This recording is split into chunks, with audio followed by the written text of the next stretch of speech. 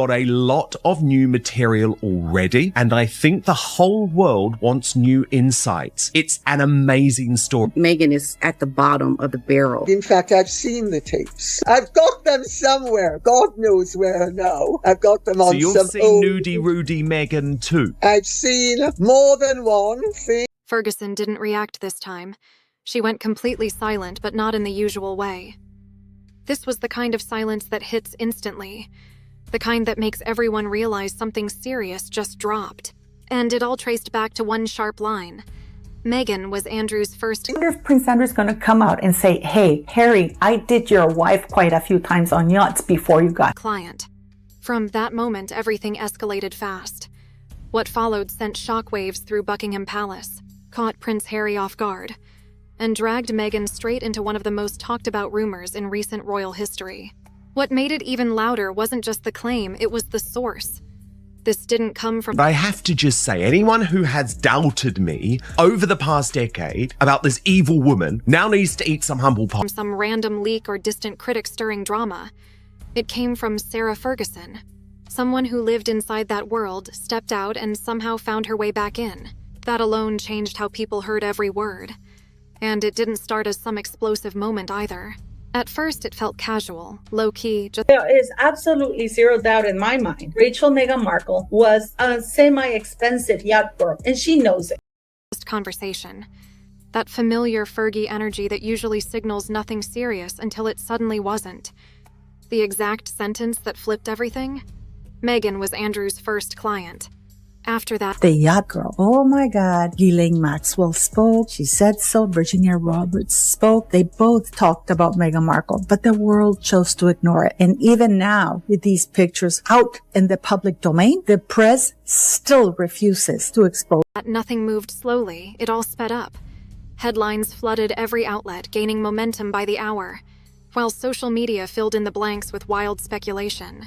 Within no time, they try to hide the files and they fail. Going on. And Meghan and all the things that she has done to, pull other people down and to question them and their behavior. Well, let's continue to turn the tables and talk about you, Miss Meghan Markle, and what you have done. Meghan's past was trending worldwide, pulling attention from every direction. What really threw people off was how direct it sounded. No distance, no softening, no disguise. It came straight from Fergie herself.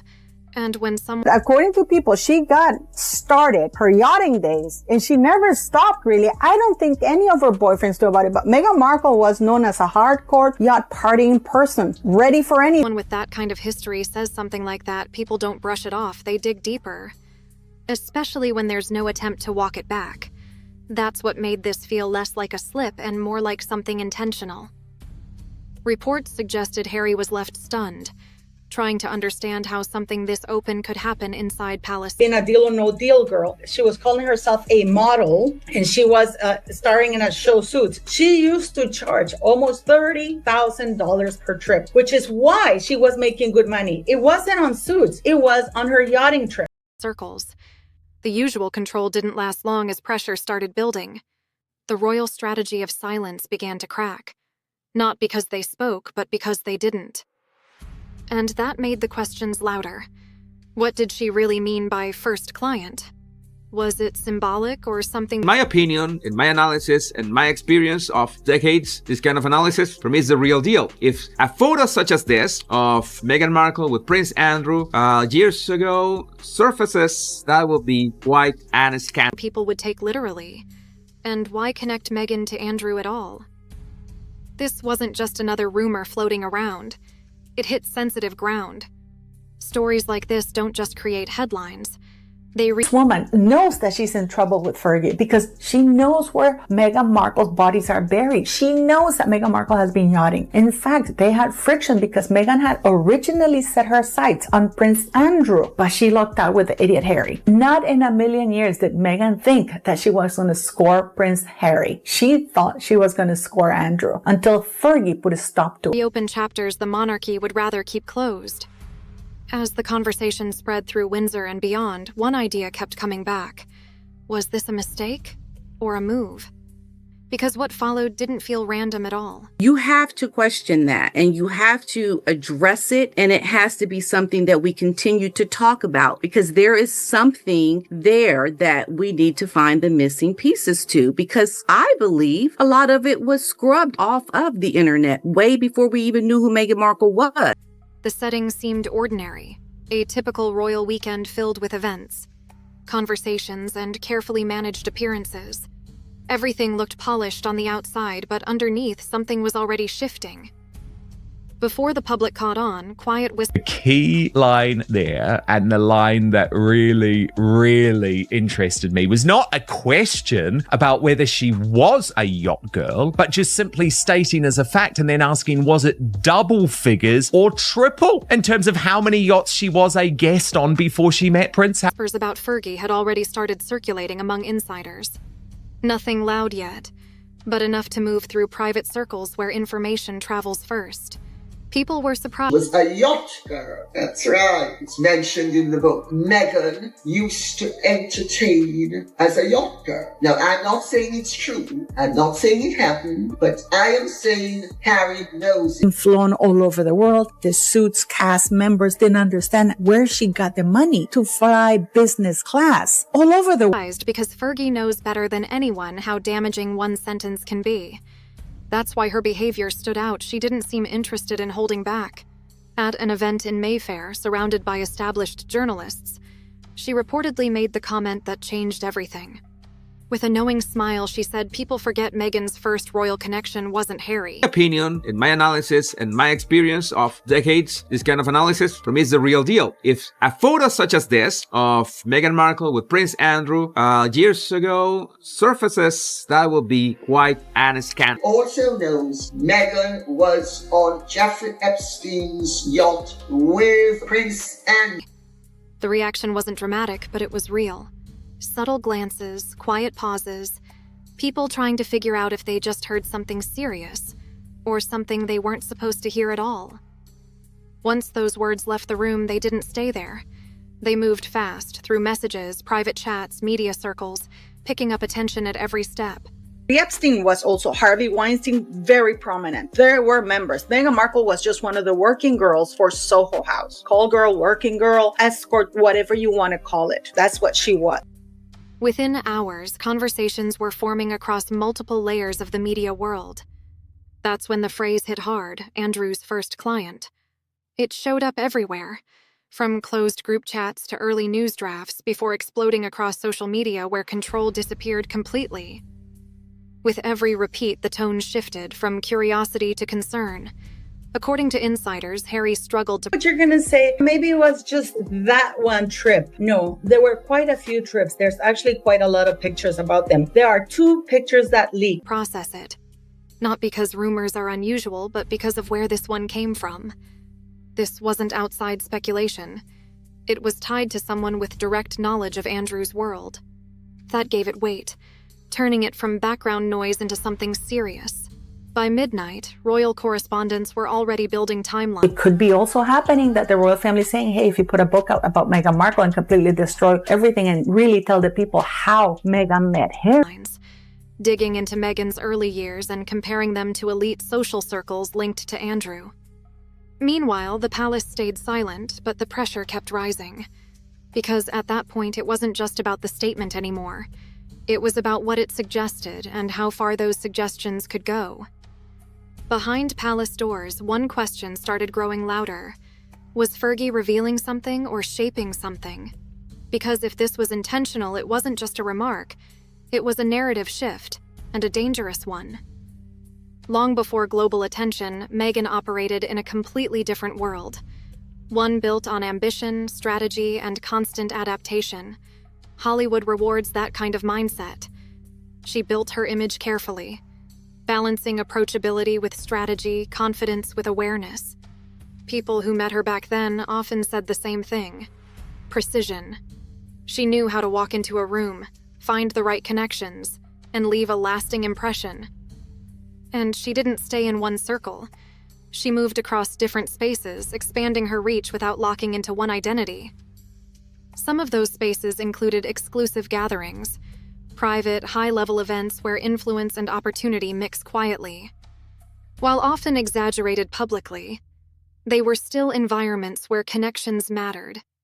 There have been claims linking Meghan to a few of these events early on, but nothing has ever been fully confirmed. And that's exactly what gives a story like this power: uncertainty. Because when details are unclear, they grow. That's why Fergie's words hit so hard. They didn't prove anything, but they connected existing rumors to a controversial figure. That implication alone was enough to shift perception. Nothing concrete, just fragments, photos, and unanswered questions. But that's all it takes. Because once perception starts moving, it doesn't slow down. And linking Meghan to Andrew, given his reputation, created a collision of narratives that media couldn't ignore. Andrew was once seen as a confident royal, moving easily through elite global circles. But over time, his associations and controversies reshaped that image completely. His connection to Jeffrey Epstein and the backlash from his interview accelerated that fallout. By the time Fergie's comment surfaced, Andrew wasn't just controversial, he was a liability. So tying Meghan to him, even loosely, was explosive. It wasn't a small suggestion. It merged two completely different public narratives into one uncomfortable story. And for the royal institution, that's a strategic nightmare. Fergie has always attracted attention, but this moment felt different. What was meant to be a private London gathering became something much bigger. Her tone was relaxed, almost playful when she delivered the line. But the reaction said everything. And once it spread, it didn't slow down. By the next morning, journalists were already breaking it apart. What did she mean by client? A metaphor, a jab, or something deeper? That ambiguity didn't calm anything. It made it worse. Fergie didn't clarify. She stayed in that gray space between denial and suggestion, letting the story grow. Behind the scenes, palace insiders were frustrated, even alarmed. Because this didn't feel accidental, it felt calculated. Some believe it was personal, maybe even quiet revenge. Others think it was about control, a way to step back into relevance. And then there's the boldest theory. What if this wasn't about Meghan at all? What if it was about protecting Andrew, redirecting attention at just the right moment? If that's true, then this wasn't random. It was strategy. Either way, Fergie understands timing better than most. She knows exactly how much to say and when. By morning, the impact was impossible to ignore.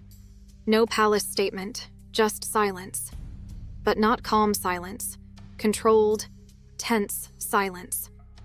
Behind the scenes, advisors scrambled to contain it. Harry was reportedly furious, but stuck. Reacting fuels the story. Staying silent lets it grow. Meghan stepped back, avoiding appearances, while discussions about legal options quietly began. And because this came from inside their world, it hit harder than any outside rumor. The phrase, Andrew's first client, refused to fade. It repeated everywhere. Headlines, conversations, speculation. Inside the palace, frustration turned into something deeper. Fear.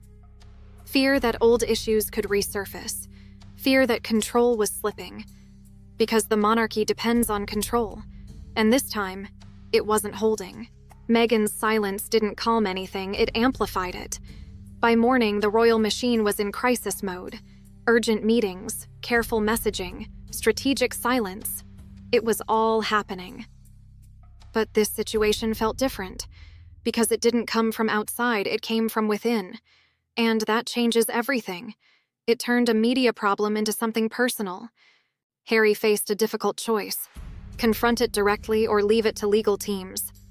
Meanwhile, Meghan's silence kept speculation alive. And the longer it lasted, the louder the questions became. The royal family tried to shift focus back to duties, but the public wasn't moving on. Every appearance carried tension. Every image looked polished. But underneath, the questions stayed. They hoped it would fade, but it didn't. Because this wasn't just noise. It reshaped the narrative. It touched on loyalty, image, and internal power in ways that don't disappear easily. Now, the real question isn't just whether Fergie went too far. it's what else might still be hidden. Because if something like this can slip out so casually, what hasn't been said? That's what makes this moment different. It doesn't feel contained. It feels like something bigger just broke through. And once something like that is out, it doesn't go back in. So now it's not just about one comment. It's about what that comment revealed, and whether this is just the surface of something much deeper. Thank you for watching.